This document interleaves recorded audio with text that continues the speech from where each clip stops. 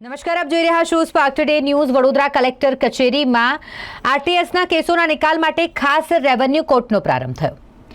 Collector કચેરીમાં પડતર રહેલા rights of record and tenancy એટલે કે આરટીએસના કેસોના ઝુંબેશના સ્વરૂપે નિકાલ કરવા માટે જિલ્લા કલેક્ટર ડોક્ટર અનિલ દ્વારા રચવામાં આવેલી ખાસ રેવન્યુ કોર્ટના પ્રોસિડિંગના પ્રથમ તબક્કામાં આજે પ્રારંભ થયો। સરકારી નર્સિંગ કોલેજ ખાતે પક્ષકારો અને વકીલોએ ઉપસ્થિત રહી તેમની અરજી રજૂઆતો સબમિટ કરાવી। સરકારી નર્સિંગ કોલેજ ખાતે કલેક્ટર દ્વારા ખાસ રેવન્યુ કોર્ટના કામે આવતા પક્ષકારો અને વકીલો માટે વ્યવસ્થા કરવામાં આવી હતી। કોલેજના પ્રવેશદ્વાર પાસે જ કયા નંબરનો કેસ કયા રૂમમાં ચાલવાનો છે એની માહિતીના બોર્ડ લગાવવામાં આવ્યા હતા। આ ઉપરાંત હેલ્પ ડેસ્ક પર પણ તમામ માહિતી આપવામાં આવતી હતી। આ ઉપરાંત પક્ષકારો અને વકીલો માટે બેસવા અને પીવાના પાણીની વ્યવસ્થા પણ કરવામાં આવી। કોર્ટરૂમની અંદર પણ આ પ્રકારની સુવિધા તંત્ર દ્વારા ઊભી કરવામાં આવી હતી।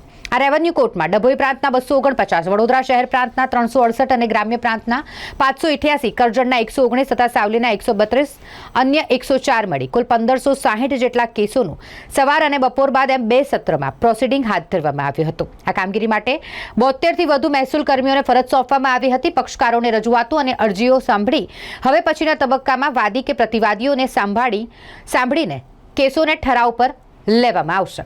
કલેક્ટર ડોક્ટર અનિલ ધામેલિયા અને નિવાસી અધિક કલેક્ટર BS પ્રજાપતિએ સ્થળ નિરીક્ષણ કરી તેઓ અરજદારોને પણ મળ્યા હતા। આજે વડોદરા જિલ્લાની અંદર આપણે સ્પેશિયલ રેવન્યુ કોર્ટનું આયોજન કરવામાં આવેલું છે, જેમાં 2021થી લઈને 2025 સુધીના તમામ કેસોની સુનાવણી એકસાથે થાય।